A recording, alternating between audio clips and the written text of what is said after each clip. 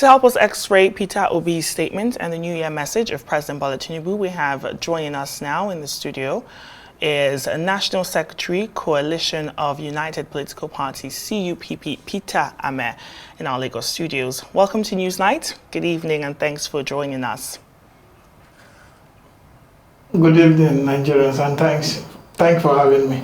All right, Mr. Ameh, we've just been talking about Peter Obi's statement or address to the nation, talking about the president's New Year message. He described Nigeria as, or Nigeria's economic situation as a national emergency, highlighting all the issues that we have going on in Nigeria, debt crisis, soaring poverty. He's now calling for immediate, bold measures from the president. In your view, do you believe this administration has shown the amount of urgency that Peter Obi is calling for? I think, like I've always said, it's about talk, and Nigerians are not seeing the action. You don't print out the economic, blue paper without Nigerians feeling the reality of how the governance system is supposed to operate. If there's one of the statement from the spokesperson, it will leave me bewildered, because it's very embarrassing for you to say this advice is needless when the statistics are obvious. When you look at it, about 56% of Nigerians are living, in multi-dimensional poverty. That's about 129 million Nigerians. If you look at the fact that we have the last statistic that was released by the MBS, you have 2.2 trillion paid to kidnappers. That 2 million Nigerians were kidnapped, and that means our farm system is not. If people can't go to farm, people are not secured on government places. We have about 39.6 million arable land to farm on, and Nigerians are not utilizing it. The president has made promises about trying to dive into agriculture and till 500 hectares farmland. He has not kept that. There's no reality that is more obvious than the hunger on the streets of Nigeria. The Nigerians are suffering, and the pain is obvious, and the lack of physical discipline within this government, for them to be able to have a budgetary provisions that will actually drive poverty out of the country, for them to have a budgetary provision that is not self-serving or self-seeking. Because if you look at the current budget, about 4 billion has been budgeted to build jetties and helipad in Lagos, about 4.6 billion to buy vehicles, 5.4 billion to renovate the presidential villa, and 9.4 billion for trips and entertainment for the president and the vice president. This kind of budgetary system, that has these repeated line items, will not take Nigeria out of poverty. And for the APC to not see a thought out advice that will help the Nigerian economy to grow and develop, and then have a system that is responsive and respect the true situation of this country. The statistics is not something we produce or people outside manufacture. It's even coming from government. So the reality on the street is what we talk about. You can't have a system where you have this level of kidnapping. You have a system that one of the primary purpose of government is that government must be able to provide for security for life and property. And when government fail to do that, and government need to seek necessary help from those who can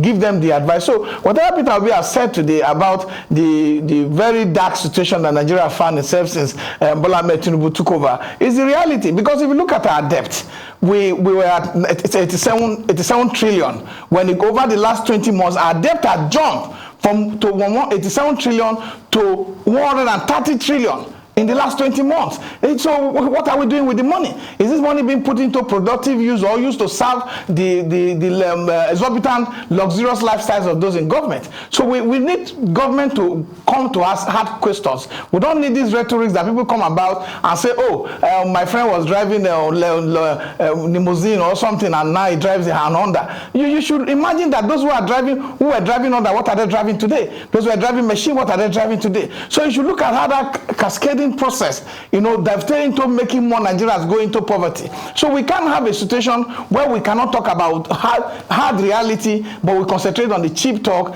and then try to promote something that is non-existent. So we must sit down as a people and continue to speak to the government, so that the government will see that the need for more fiscal discipline, fiscal responsibility to be able to design this country in a way that the resources of this country work for the people on the street, work for the masses, work for the Nigerian workforce, so that we can have a system that is progressive. The president talk about CNG. Where are the CNG buses? You don't. If you can. Hello. I just wanted to pivot a little bit to what the president said. He acknowledged that, look, Nigerians are facing a turbulent time. He spoke about the inflation rate and he pledged to reduce that to 15%. Now, in Obi's statement as well, he's questioning the feasibility of that target. We know that for us to reduce inflation, we have to ramp up our food production. What are your thoughts on that? It is very obvious that, you know, the president is more, I don't know who is advising the president to look at how to cut down inflation from where it is today to 15%, from 30% plus to 15%. People are not going to farm. And one of the major contributors to the inflationary element in this country is food. And what is the budget for agriculture today? What is the plan to secure farmers in the farm? What is the plan to improve our cultivation and our farm industrial complex? These are the issues. They don't have plan. There's no budget. You don't just say these things to want to whip sentiment or try to give statistics that are not realistic. We must look at things that are realistic. The government is not even cutting down costs to say, look, we're going to block loopholes, we're going to reduce the amount of level of money that we're spending on things that are not necessary, like renovating of the presidential villa for 9.4 billion in the current budget. If the government is not even doing that, it's even making the government even more larger than it's supposed to be at the moment. So this is not a realistic expectation. Everybody wants the inflation to go down. People want to have a system where out of more pocket expenses, the more money people have in their pocket, can buy more product in the market. But this inflation is something that you must have an holistic economic blueprint that will make sure that our farmers are secured, our farmland are secured, and that we can invest more in agriculture to drive down the cost of food, which is above 40% today. So we have this situation on ground, and the president is talking about statistics that whatever data information that he has put in the public people want us to be optimistic. We are, but we can't be optimistic without seeing what the president, the magic wand the president want to display. The country deserves a total open disclosure of what system that the president wants to display. You can't come and talk and then next year you come again and do a softball press conference and then explain to us how this is at work, but the data speaks a different reality. We cannot have where our countries 2 million people are kidnapped, you have 2.2 trillion paid to kidnappers, and you haven't making budget. You are making budgets for development commissions, and you exempted the North Central totally. The North Central was not captured. It's not part of the zone. That is a total lack of disrespect for our people. I'm from the North Central. And if you go to our communities from community today, you will see how angry our people have been. From WhatsApp to WhatsApp, these messages are going around that it shows lack of proper coordination by government. Because when you talk about equality, you must also talk about equitable distribution of resources, so that every person, if you put that money, you have given some South Side about 7 something billion, and you are going to now give some people, you should be able to give North Central some money. When you have planned that you want to drive down food inflation, you know that Kogi and Benue should be the center of your project to be able to achieve that. If you put that kind of, let's say 300 billion in Kogi, in North Central today, and you drive that road from Kogi, Benue State to Nasarawa to Abuja, and you secure this place, we'll be able to have massive food cultivation, for cultivation of farmland that will result into having enough surplus of food supply in the market, and this will drive down costs. But they are not putting all this investment in the right area. Everything is done for political favoritism and to be able to paint the color that will not be able to take our people from the current situation that we find ourselves. Mr. Ameh, if you can hear me, I just wanted to get your thoughts on opposition politics. The Labour Party leader, Peter Obi, spoke about that when he spoke to the nation today.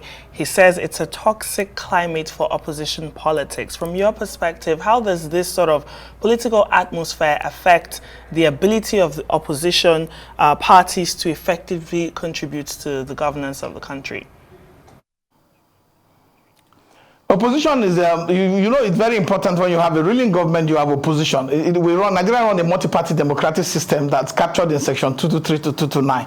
And you cannot do without the opposition. Opposition is actually a government outside government. And to be able to, you know, state the obvious, because most times when you have ruling government, you have people who are within the ruling government who are praise singers and most times spineless, you know, to be able to tell their principal the truth. So what the opposition does is to stand on in gap between the people and those in government and try to make sure that the truth, the issues that are burning, that are, you know, causing Nigerians to suffer, are brought to the public sphere to discuss. And the opposition level, the way state government use state apparatus to suppress the opposition, they have made mistakes. It's just that they've not, you know, studied history very well. If you study history, you know that this election is not between you and the parties. It's not between you and the opposition leaders. It's between you and the hunger on the street. It's between you and people who cannot have access to clean water. It's between you and people who know that you are more living in luxury, spending more money to, you know, to maintain those in government,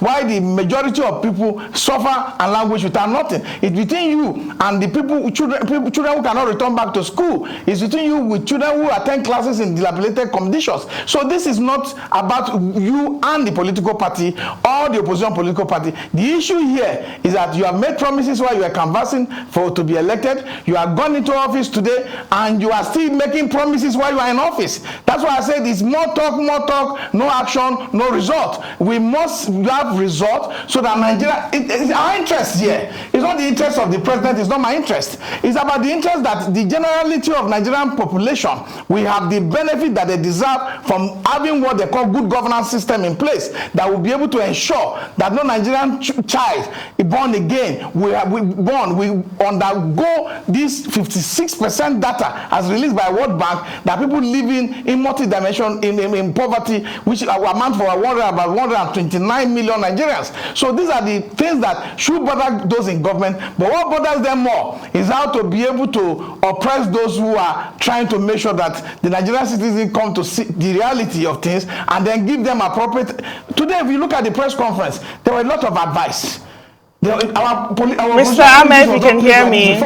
There were a lot of advice. Mr. Ameh, unfortunately, we don't have any more time. That's where we have to leave it. Thank you so much, National Secretary Coalition of United Political Parties, CUPP, for joining me on Newsnight.